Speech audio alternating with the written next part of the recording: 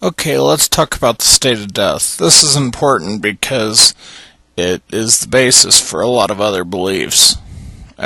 Or what we believe is the state of death dictates a lot of other things. Like, it becomes key when you start talking about the so-called rapture, because people misunderstand the state of death. But to first understand it, we need to read where it first starts in Genesis 2:7, where it says, "Then Yahweh Elohim formed man of dust from the ground, and breathed into his nostrils the breath of life, and man became a living soul." So we see there, even though the body was there until Yahweh breathed into it the breath of life, Adam was not a living soul yet. Then you read over in Genesis 3, verse 19, it says, "By the sweat of your face you will eat bread till you return to the ground, because from it you were taken. For you are dust, and to dust you shall return." So that shows you again that the breath of life is removed, and we return to the dust of the earth. We didn't come from heaven, we came from the dust of the earth. It's the breath of life that came from heaven, and that's what departs. And we see in Genesis 7,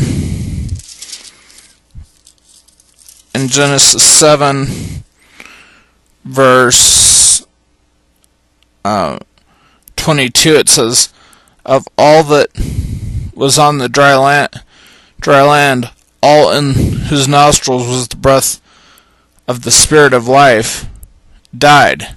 So the breath of life was in these animals, and they died at the flood. Then we go to we can go to Job chapter 33, where we read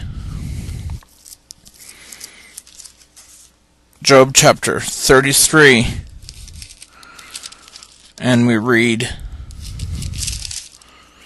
in verse 29, "Behold, God does all things oftentimes with men."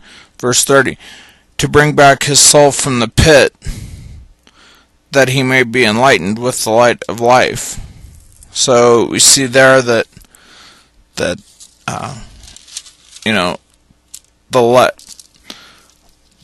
spirit comes in.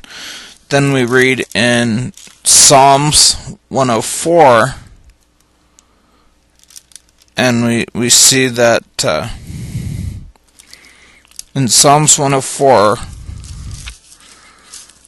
verse 29, it says, "You hide your face, they are dismayed. You take away their spirit, they expire, and return to their dust.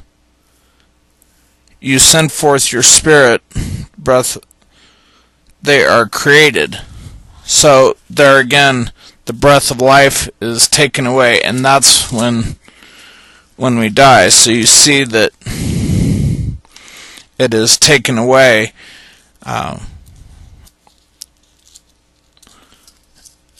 And then we'll go to Psalms 146, where we read Psalms 146 and verse 4. It says, "His spirit departs, he returns to the earth, in that very day his thoughts perish." And then we read in Ecclesiastes chapter 12, verse 7, it says, "Then the dust will return to the earth as it was, and the spirit will return, the spirit, which is breath of life,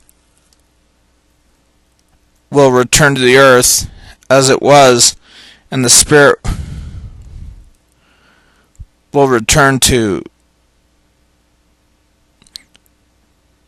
the spirit will return to God who gave it. So there we see that the spirit, again, the breath of life, the spirit is removed and goes to the spirit of life goes to heaven, but the people are dust to the earth. And then we read in Ecclesiastes 3 verse 20 where it says, all go to the same place, all came from the dust, and all return to the dust. So there again we see that we return to the dust. We don't go to heaven or hell. We go to the grave. We go to the ground when the spirit, the breath of life, is removed. So we see these places, and you can look in Acts 2 verse 29